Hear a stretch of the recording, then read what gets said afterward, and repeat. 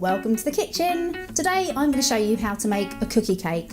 They're massive news and I thought, we've got a rather special event coming up this weekend, the old Hazza and Meghan's wedding. We're going to do a lemon and elderflower cookie cake. So I'm going to start off with my dough.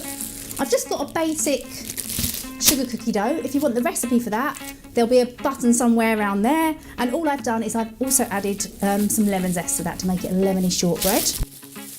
I've just made a template from the internet, so I've already done my H and my M. I'm going to show you how to do the and. So just going to roll this out, just take a little bit of dough, a little bit of plain flour. I'm going to use my guide sticks. You've probably seen me using these before. These are really good. It's just going to help me to get my cookies nice and level. So just give it a little bit of a knead up. It smells all lemony. If you don't have guide sticks, just try and get it as even as you can. To about sort of 3 or 4 millimeters thickness is what you're looking for. So what I want to do is just have enough for 2 ands. So don't cut it out on the surface and then try and lift it up onto the tray because it'll all go all bimbly. So the best thing to do is just cut a large piece of cookie dough.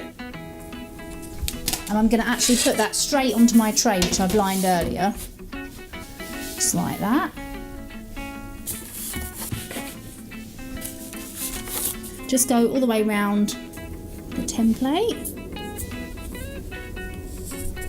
So I'm just going to take all that away and that can just be re-rolled again. So just make sure it's nice and tidy, and then I'm just going to cut the middle bit out. Let's go around this one. So you can see I've got my 2 shapes. I'm going to pop them in the oven for 10 minutes on 180, and then after 10 minutes we're going to get it out again because the cookie will spread a bit, and what we want to do is have a really nice neat shape at the end. So we're going to pop that in for 10 minutes. Righty-ho, the oven is beeping. It's been in for 10 minutes. Let's get it out and trim it off. Sometimes they spread more than others, so let's have a look. So what you want to do, while it's warm, get your template, just hold that over the top. So what I'm going to do is just trim around again. And it's quite hot, so you might need oven gloves, but I've got the old asbestos hand, I think. So that's all my excess there.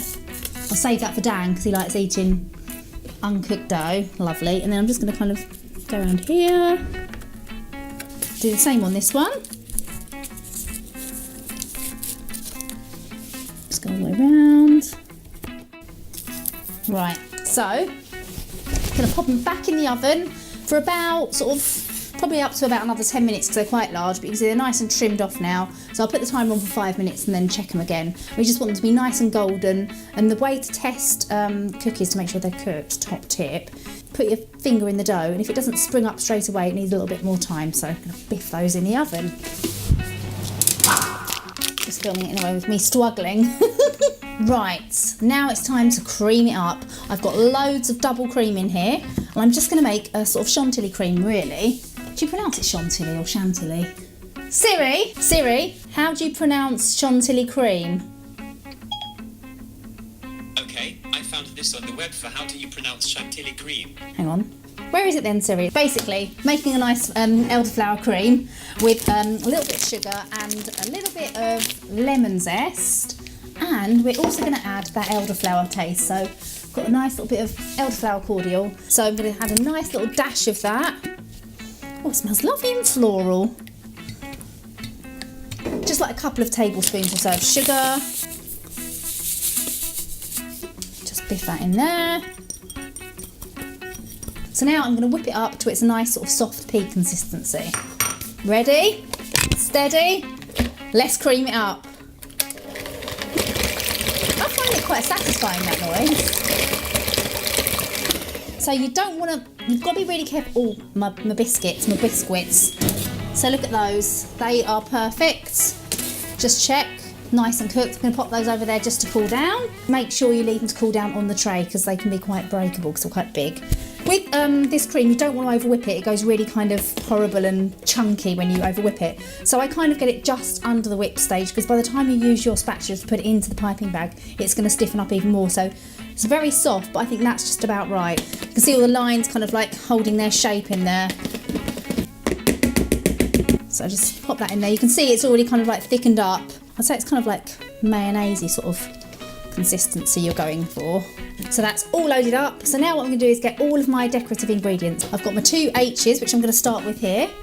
And I've made some cute little meringue kisses. And I've got a few macarons and my cream. So the first thing you need to do is just pipe your base cookie. So I think I'm going to use that for my top one and this for my bottom one because it's a bit slightly darker.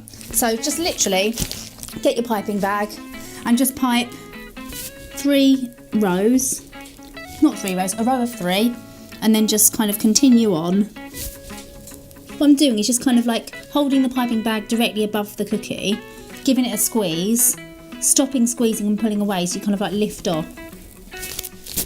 So there you go, you've got your first layer done. Take your top cookie and just sort of position it and just balance it on there.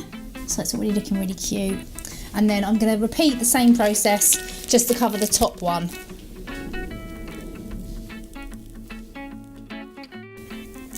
Aww, doesn't that look pretty? I'm going to get some flowers, just some nice petals.